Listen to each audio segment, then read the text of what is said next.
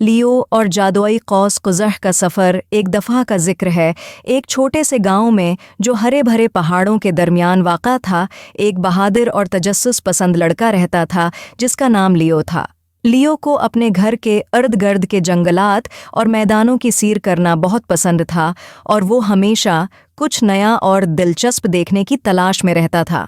एक दिन दोपहर के वक्त जब लियो एक चमकती हुई नदी के करीब घूम रहा था, उसने आसमान में कुछ अजीब सा देखा। एक रोशन कौस कुज़ह जो उसने कभी नहीं देखी थी, आसमान में चमक रही थी। लेकिन ये कोई आम कौस कुज़ह नहीं थी, ये जवाहरात की तरह चमक रही थी। तजस्सुस में लियो ने उसका पीछा करने का फैसला किया। कौस कुज़ह का इख्तिताम जादुई जंगल के कल्ब में नजर आता था, जो कदीम दरख्तों और प्रासरार मखलूक़ात से भरा हुआ था।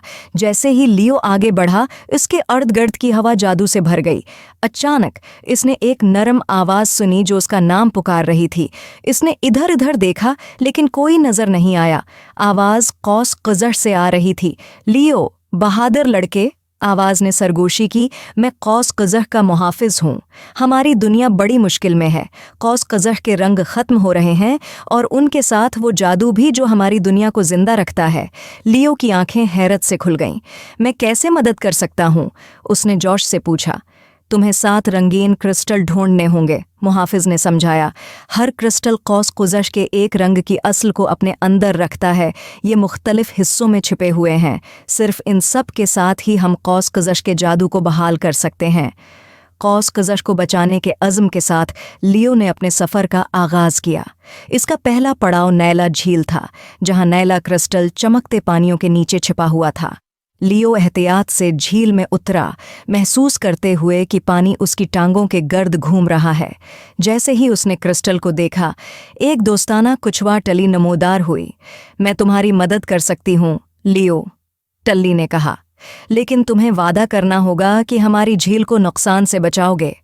लियो ने वादा किया और टल्ली ने उसे क्रिस्टल की तरफ रहनुमाई की। नीला क्रिस्टल महफूज तौर पर अपने बैग में रखकर लियो ने अपने सफ़र को जारी रखा। अगले मरहले में लियो ने सुनहरी पहाड़ की चोटी पर चढ़ाई की ताकि ज़िर्द क्रिस्टल तलाश कर सके। चढ़ाई मुश्किल थी, लेकिन लियो के इज़्म में कोई कमी न आई। चोटी पर इसकी मुलाकात एक दानशमंद बूढ़े एकाब इल्द्रेक से हुई। नौजवान लियो, इल्द्रेक ने कहा, ज़िर्द क्रिस्टल तुम्हारा है, लेकिन याद रखो, सच्ची बहादुरी तुम्हारे दिल में है, न कि सिर्फ तुम्हारे ऐमाल में। लियो ने इल्द्रेक का शुक्रिया अदा किया और एहतियात से ज़र्द क्रिस्टल को अपने बैग में रखा। फिर वो ज़मर्दी जंगल की तरफ रवाना हुआ, जहाँ सब्ज़ क्रिस्टल घने पत्तों के दरमियान छिपा हुआ था। एक चालाक लोमड़ी फरेन की मदद से लियो ने जंगल को अबूर किया और क्रिस्टल को पाया। एक एक करके लियो ने बाकी क्रिस्टल जमा किए। सरख क्रिस्टल आग के गार से, नारंगी क्रिस्टल गुरूब आफताब की चट्टानों से, नीलगों क्रिस्टल आधी रात की गारों से और जामनी क्रिस्टल परियों के बाग से। 7 क्रिस्टल के साथ लियो वापस इस जगह पहुंचा जहां पहली बार कौस कुज़ह नजर आई थी। जैसे ही उसने क्रिस्टल ज़मीन पर रखे, कौस कुज़ह का मुहाफिज जाहिर हुआ, खुशी से चमक रहा था।